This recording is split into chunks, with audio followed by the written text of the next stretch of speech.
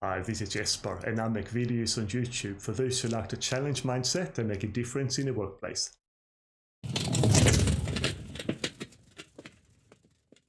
Today I will be talking about another piece of my thought leadership, or what I call the Service Capability Blueprint. The Service Capability Blueprint is an evolution of the Service Blueprint. So why do we need to evolve the Service Blueprint? After all, there's a lot to like about the Service Blueprint and service design. Its ability to define customer journeys and connect them with the impacted business processes is a critical customer experience capability. It provides line of sight between the customer experience, customer-facing processes, and behind-the-scenes support processes. But it has its limitations, which will be explained as we unpack the Service Blueprint. We will start with a recap of the customer journey map, and I made a video on customer journey mapping a little while ago, and I left a link in the description below the video. We will then expand the customer journey map into Service Blueprint, and then we will look at the Service Blueprint and review it for its benefits and limitations. Then we will look at capabilities versus processes, and this difference will lead us into the Service Capability Blueprint, followed by summary. A customer journey map consists of the following elements. The first element are the stages in the customer journey as perceived by the customer.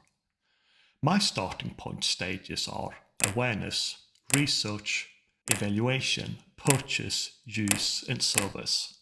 But it's important to realize that these needs to be tailored for each business and depending upon what you're using the customer journey map for.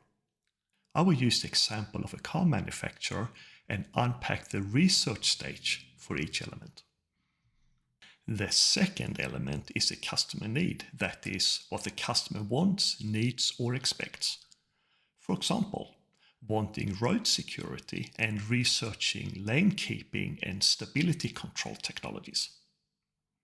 The third element is the customer's actions, that is, what the customer does for research. For example, looking and researching potential cars with the desired technology in online car magazines and social media special interest groups. The fourth element is a customer experience, which is the customer's feeling, thought, or emotion at each stage. For example, during the research stage, capture feedback about how they heard about us or if our website is difficult to use. The fifth element is evidence, and the qualitative and quantitative data that backs up the customer experience rating. For example, using Google Analytics to analyze website behavior and compare it with industry best practice. The Service Blueprint extends the customer journey map by adding 3 additional elements. The front stage describes everything the customer sees or experiences. These are captured in touchpoints, which are points of interaction with the customer, but not all touchpoints are under the control of the business. Examples of touchpoints in the research stage could include social media groups and online special interest groups, both of which are not under the control of the business, or the download of an information brochure from the business's website, which is under the business's control. Employees that directly interact with customers, for example, dedicated social media consultants that answer questions and concern on popular social media channels such as Facebook. And systems that directly interact with customers, such as a business website or a mobile app. The backstage describes what the customer doesn't see, but affects them in some way. And these are captured in employees that support front stage employees. For example, a data analyst that analyzes website data and proposes changes to increase website search and navigation functionality. And systems that indirectly interact with customers, such as a CRM. The behind the scenes or process stage, which describes the business processes being used. For example, search engine optimization to increase effectiveness of website, or integrating social media details directly into a CRM.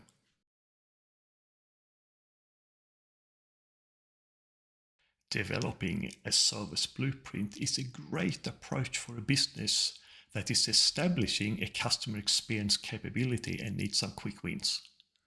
And because it is the first time it's done, overlaying a customer journey map onto a business process or business processes inevitably identifies significant business problems, which creates opportunities for improvements or quick wins. But beyond quick wins, there are inherent limitations in the service blueprint that prevents it from scaling.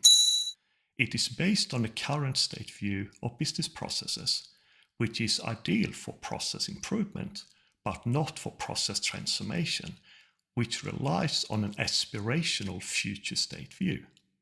This is because processes regularly change, which make them a poor foundation for developing a stable future state view, and unsuitable for strategy, strategic planning, and organizational redesign. And as a result, we need a different connection, a more stable and less changing connection that can deal with change from above, such as new customer touchpoints, or from below, such as restructures or business process changes or business process outsourcing. That connection is a business capability.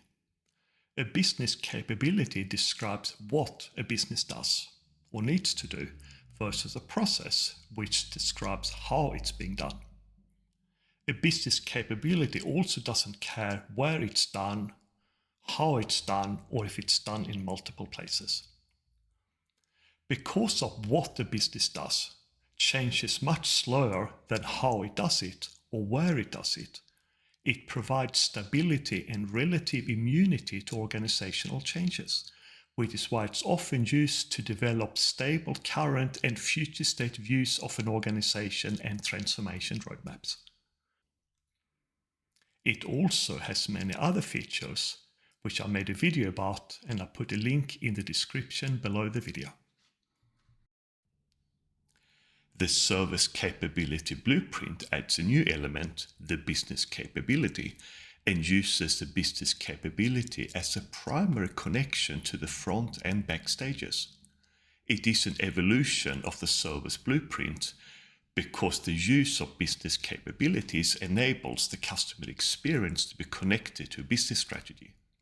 It means it can drive organizational redesign and transformation beyond mere process improvement.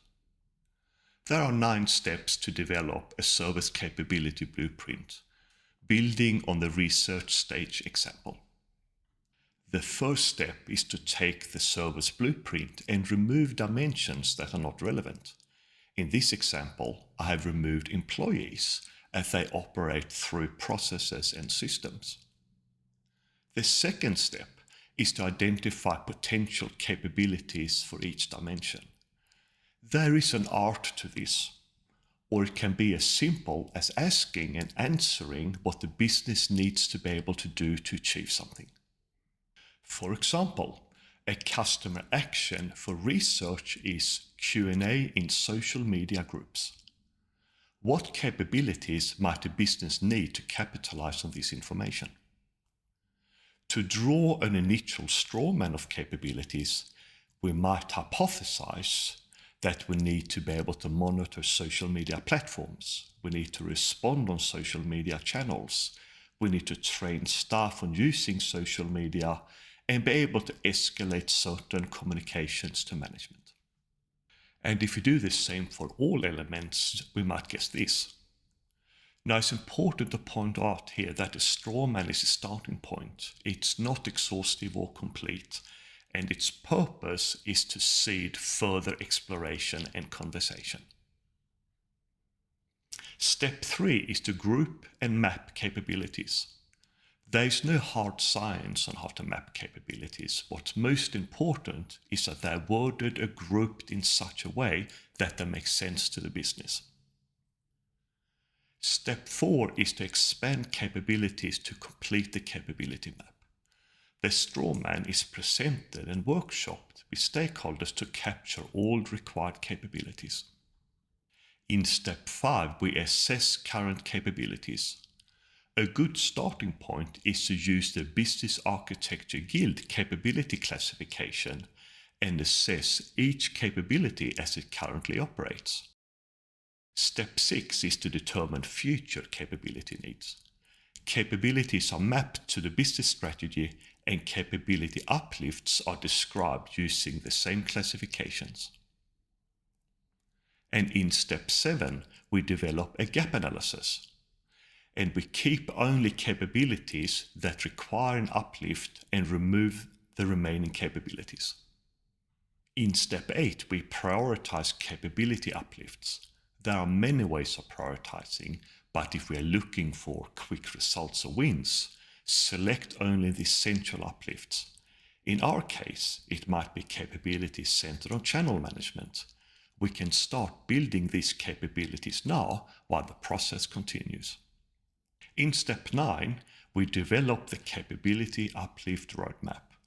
And to do that, we need to prioritize all the remaining capabilities. And we need to identify dependencies or relationships between capabilities and group them into logical capability groups.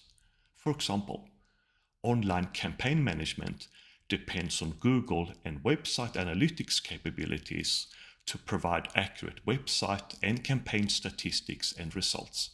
So it might make sense to group them. And we construct an initial capability uplift strawman roadmap based on capability priority, and we document all assumptions made. It is presented and workshopped with stakeholders to align on prioritizations and assumptions. The service capability blueprint is an evolution of the service blueprint and adds line of sight between the customer experience and business strategy using business capabilities.